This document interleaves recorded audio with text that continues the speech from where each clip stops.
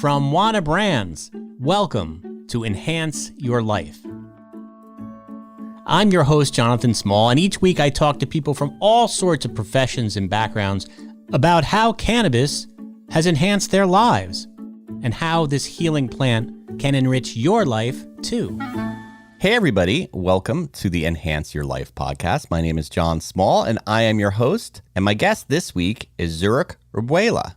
He is the host of the YouTube channel called Tools 420, where he shares information about different kinds of vaporizers and their functions, which include everything from dry herb vaporizers, dab pens, and electrical dab rigs that are mainly used for cannabis. And Zurich has a background in TV and journalism and competitive e-sport gaming, which we're going to talk about. He was diagnosed with Crohn's disease, which he treats with medical cannabis. Zurich, welcome to the show. Thank you so much. What an introduction. How are you today? I'm well. So you are in Burlington, Canada. You said you're in a store. Where do you work?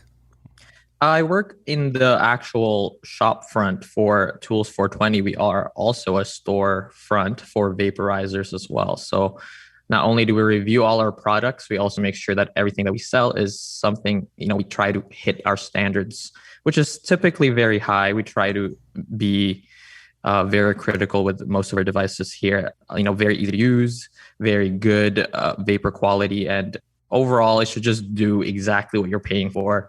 And shouldn't break very easily. But anyway, let's talk a little bit about how you discovered cannabis. Have you been a user most of your adult life? Actually not. I started very late compared to most people. I started right after college, but throughout my entire high school, I was a big fan of Bob Marley without knowing what he was smoking or talking about. Right. Yeah, it was just like I had posters of him in my wall.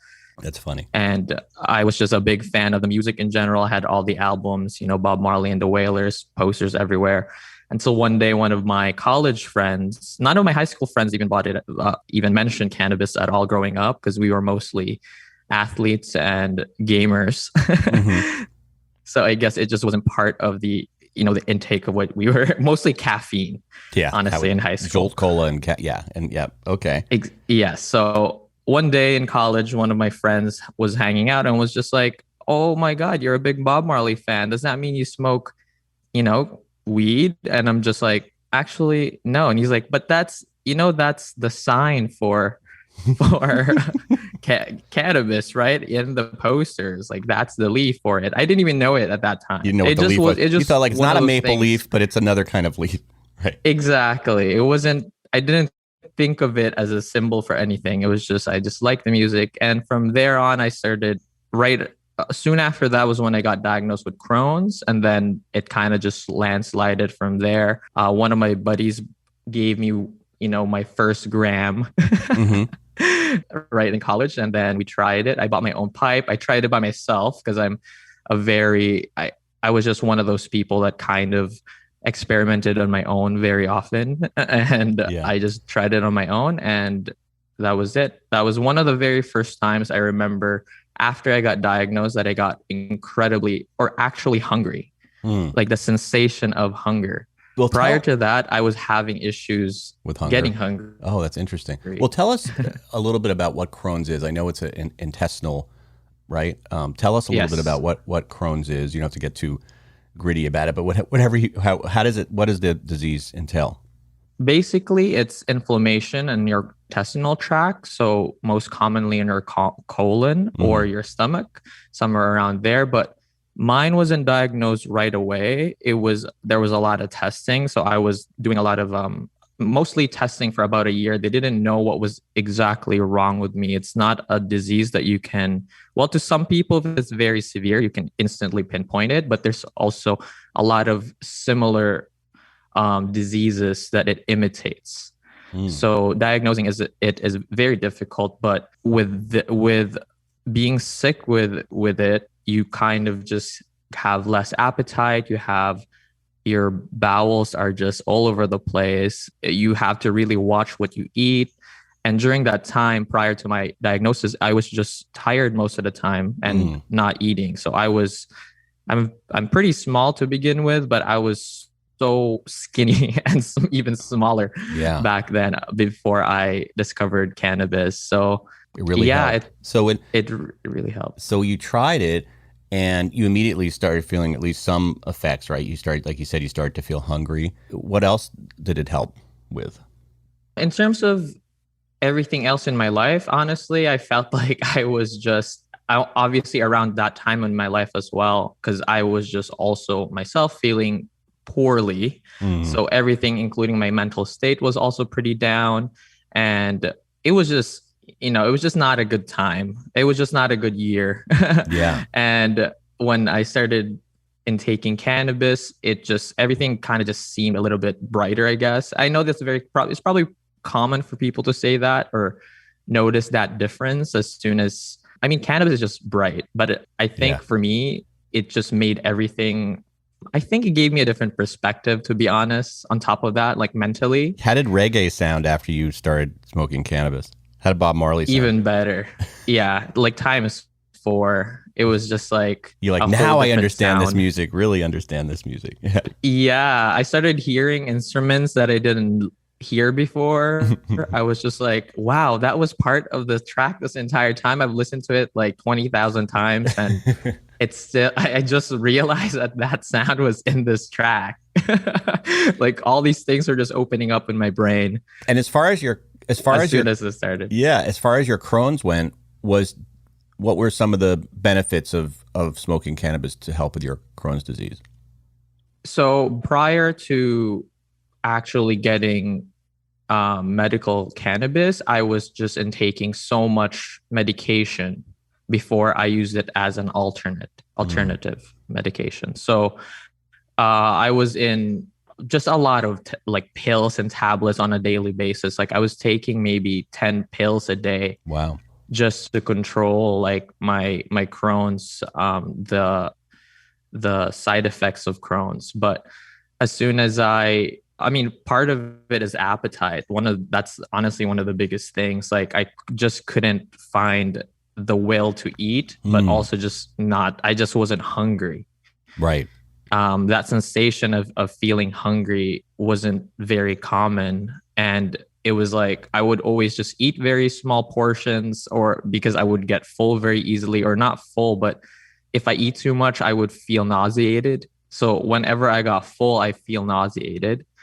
And taking cannabis just completely eliminated all of that. Like I was instantly like, oh my God, I need Popeyes. Oh my God, give me a hot dog. Like I was just like eating everything that I could. Completely changed you. Which was, it completely changed my appetite. And obviously with eating properly, even though I was playing a lot of sports, there was so much more energy. Yeah. And awareness and alertness that came with, being probably being a little high, but also after being high and then eating properly, like all the nutrients were finally coming back to my body. And there was just so much more energy, so much more, like I just wanted to do more, which I didn't have prior to that. A lot of fatigue and just lethargy. Yeah. Prior to taking cannabis. So you're a competitive esports gamer? Yes. Now, play a lot of video games competitively. Yeah, and professionally, or is it like an amateur thing, or? Originally, when I was younger, I was playing professionally or semi-professionally, at least, locally and Canada-wide. We were doing tournaments. I never went to the very professional level because I was unfortunately transferring between games all the time. But then it turned out that all the games I ended up playing actually became esport titles. So in my past job, it's kind of like a TSN, but for competitive esports. But I was one of the experts for maybe 5 or 6 titles. What are those? What are some of the games? Esports. What are some of the games that you play in? So currently I play a lot of Rocket League, Valorant. I play a lot of Escape from Tarkov, League of Legends. Dota 2 are just some of the titles that I follow, Rainbow Six Siege. And for those who don't really understand esports and then, kind of make this like, it's not a sport. Can you explain to us like how it's a sport, like how it works? Okay, so to explain it to people who aren't familiar with it at all, the biggest or the best part, the best way to introduce them to it is just the prize pools. Most of these times, I mean, most of these tournaments are, I'm going to give Dota 2, for example. Last year, the world championship for the game was the main prize was about $20 million. And that gets divided between the top 10 players, where the top 10 teams, and the number one seeded team or the best team in the world wins about 90% of that prize pool, which is a lot of money for 5 people. Yeah. So it's a lot of money to begin with. On top of the tournament prices, they also get salary, because some of these companies, esport organizations like NRG, is sponsored directly by big celebrities and people with money, like Shaquille O'Neal owns part of NRG. So there's some real money in it now. A lot of companies. I mean, I'm sure if you have a younger, child, cousin near you, they probably play Fortnite. Fortnite is one of the most popular games at the moment, and they have a giant scene for their esports as well. I also used to play that game and cover it, and a lot of it is playing the game really well. And to get to playing the game really well, the same way real athletes approach their profession, you have to also break down what you're doing wrong and train what you're lacking, and also improve. There's mechanical skills and strategic skills in the game, kind of like a real sport. Yep. So you have to be good in both ways, and you can't. You also have to take care of yourself. So a lot of what people are realizing now in the gaming industry is you can't just play for 12 hours a day and be a professional. You get burned out. Like eventually, what all the studies are coming in now is even professional video game players need a lot of rest, and they need a lot of exercise, real life exercise, meditation. Mental health is important now in video games, because it didn't exist back then. So now it's really turning into more of a sport. They have some of these organizations in their gaming house or wherever the teams reside. They have physical trainers, they have chefs, they have dietitians that live with them. They have physiotherapists. Wow. It's crazy now. So it's not, but it's a lot of mental prep, right? I mean, is there, I mean, I guess there's physical endurance, but in terms of is there anything do you have to have anything stronger than your thumbs or whatever you're using to manipulate the controls? In terms of strength, it's not much. There's not much to being stronger. It's more just being you have to be flexible, because obviously carpal tunnel is a very big issue for gamers. So there's a lot of stretches involved. A lot of the teams still do actual strength exercises and cardio work as part of their daily routine, because it is their profession. So they just try to improve in every aspect of their life and games, I guess. And there is a lot of correlation between taking care of yourself and playing properly and playing at your best in tournament situations and stuff like that. So how has cannabis helped you with competitive gaming? Most of it is on the mental aspect. So when you are trying to really focus on something, it's a little bit easier to be, I feel like you're just a little bit nicer to yourself when you're playing while you're a little bit buzzed, and your focus is a little bit better, of course. But I think the key to it is moderation. So I feel like there are probably a lot of gamers that smoke too much, and then it ends up deteriorating their gameplay. But for me, it's just the balance of it. So you kind of just have to know yourself. It's a lot of trial and error for me when I am mixing those two. But as soon as you're feeling, you kind of just have to first find a strain that you really like. So for me personally, I like high CBD sativa strains. And those are typically what I ingest right before I get into anything gaming related. So you say ingest, do you do them as edible? Sometimes. Most of the time I vape. Yeah, we'll talk about that in a minute. Yeah. Yeah, so most of the time I vaporize my dry herbs. So you typically like a high CBD sativa because it just is the right level to keep you focused, but also not overly relaxed or whatever. Yeah, because I've tried gaming with very high THC strains, and it does deteriorate your reflexes quite a bit sometimes. But I think when you're studying your own replays or something like that, you're analyzing something, it's not too bad. But if you're the one who's in control of yourself, like you're actually playing, it's a little bit difficult. Do you know if the leagues have any kind of rules about cannabis or drugs in general? Because you think of like performance enhancing drugs, they might be suspicious of that. Oh yes, technically it's not allowed actually, right, in the professional scene. So you cannot take any cannabis during a tournament day. Mm. But I mean, I don't think I think it's in the gray zone in terms of medical use, but technically you're not supposed to. Right, got it. Because I can see how it might. I mean, it's kind of like running like the U.S. Olympics. Although of course I'm not particularly in favor of that decision to ban cannabis as a performance enhancing drug, but I can see why people might think it's gives you a leg up, etc. Let me ask you about Tools 420, or is it? Wait, did I say that right? Yes. Yeah, Tools 420. So, explain what that is. We are a vaporizer shop here that's located in Burlington. And describe Canada. Right, you mentioned that. So describe, and you have a YouTube channel in addition to that? Yes. And you're the host of the videos? Yes, I am. Awesome. And so what are the videos? What happens in the videos? A lot of it is we review the devices. So we review vaporizers. We show you how to use them, show you the key features, tips and tricks of your favorite devices or whichever one you have.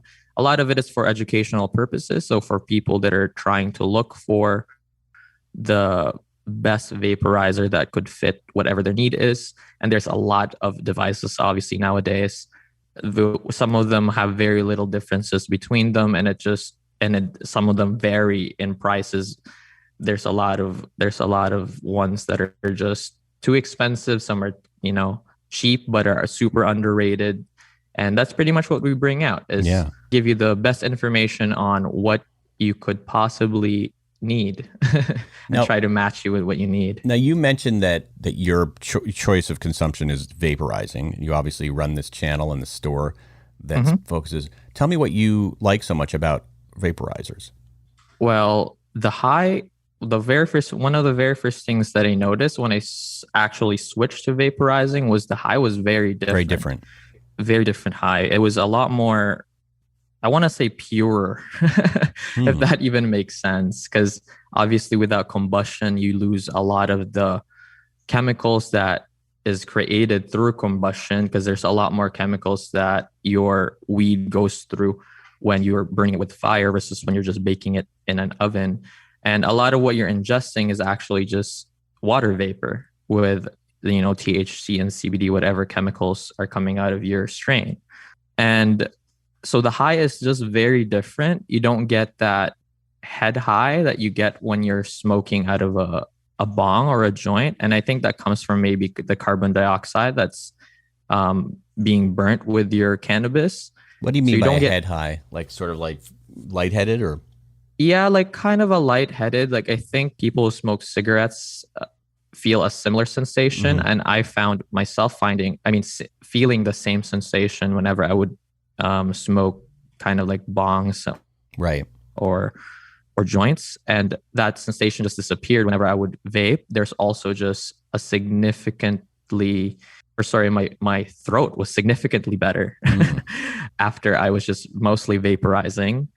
Like, for example, every time I would go to my doctor, I would always get asked if I was a smoker when I was just smoking joints and bongs. Right. And exactly. Because I guess because of how much I was taking it, it was actually irritating my throat. Like the smoke was irritating my throat. Interesting. I mean, I still smoke every once in a while, but I definitely prefer vaporizing now. Like almost every day, I mostly vape. Right. And has there been a technology recently with vaporizing that you're excited about? Because I guess you see everything now. Technology in particular, anything precision control temperature, like all the devices that you can precisely control your temperature is very exciting for me at the moment, because now all the studies are coming out. There's different types of chemicals that you can release depending on the temperature. So they're discovering that there's different types of THCs, THCV, CBD, all those different types of chemicals actually release from your cannabis at different temperatures. So there's a technique in vaporizers called temp stepping. So temp stepping is when you start at a lower temperature first, so you get most of the flavor of your cannabis out, and then you gradually increase in 20-degree differences as getting hotter and hotter, and that slowly releases different chemicals from your cannabis. So by the time that you're in the maximum temperature, you've already extracted everything efficiently. So that is there a company that makes that kind of device that you recommend? Obviously, Storz and Bickel's probably one of the biggest company for that type of stuff at the moment. Their two devices, the Mighty Plus and the Volcano, are incredibly good at controlling that their temperatures, and obviously they're the only company as well that's actually a medical grade company. So all their devices are kind of in a premium price for that reason, because they are super high quality, super well made. They last forever. Yeah. But yeah, they're probably the top company for vaporizers at the moment, even though they don't release a device every year. Their devices are, they release it once, like I want to say every 5 years at least, but some people have had their devices for more than 10 years and they still haven't broken. So yeah, they're definitely one of the top companies in our industry. Do you vaporize flower, or is it just vaporized oil? I mostly vaporize flower. So and dry herbs only. Dry herbs. And do you find that to be the most effective for you, the most effective type of? Yes, mostly because of I don't take too much. I tend to microdose, so I feel like concentrates kind of just knock me off my socks a lot of times. I have a hard time balancing the dosing. Yeah, this enables you to balance of it. Yeah, but I've tried it in a few, like I want to say about a year now. I haven't tried concentrates directly, mostly dry herbs. I also like the flavor a little bit more. Yep. But I'm not sure if that's just because when the last time I tried it, there wasn't a lot of concentrates. Now in Canada, there's so many companies and there's so many products now. Right. But I haven't tried them. So. All right. So this is really interesting. So if people want to find 420 Tools and see your reviews, what should they do? So we are on YouTube at Tools 420. Just search that up, Tools 420 vaporizers, and you should be able to see my face in one of the thumbnails. And yeah, I'm pretty sure we're the very first thing and the only thing if you search up our name. We also have a website at www.tools420.ca or .com. We're Canadian and American. Yeah. But yeah, that's where you can find us. And now your name, how did you come up with it? Is that your God-given name? God as in my mother. Yeah, it's your mother. Yeah. Yeah, my mom, I think it was the 90s. I don't know what they were smoking, but yeah, they wanted a unique name that started with a Z. Good thing it wasn't Zorro, because I think Zorro was a thing back then. Yeah. But they chose something else. And they were looking through a dictionary, I guess, that they saw the city of Zurich and they thought it was cool. They named their kid after a city. And your last name is actually Herbuela? Yes, that's from my father's side. Yeah, so that's pretty cool. Because it almost sounds like a made up. Given what you do for a living, it almost seems like a made up name. But that's actually a real name. Yeah, I landed here surprisingly. Yeah. It wasn't the other way where the name was given to me after I got the title. Yeah, a lot of people will change their name to Herb or or something like that, Weed something. but it's actually your name. I guess you were meant to be doing what you do. Yeah, meant to be. All right. Well, Zurich, thank you so much for taking the time to talk to us today. Thank you so much for giving me the opportunity to talk to you. This was a lovely podcast. I enjoyed my time with you, and best of luck with your business and also with your gaming. Thank you so much. Enhance Your Life is brought to you by Wana, the #1 infused product in North America.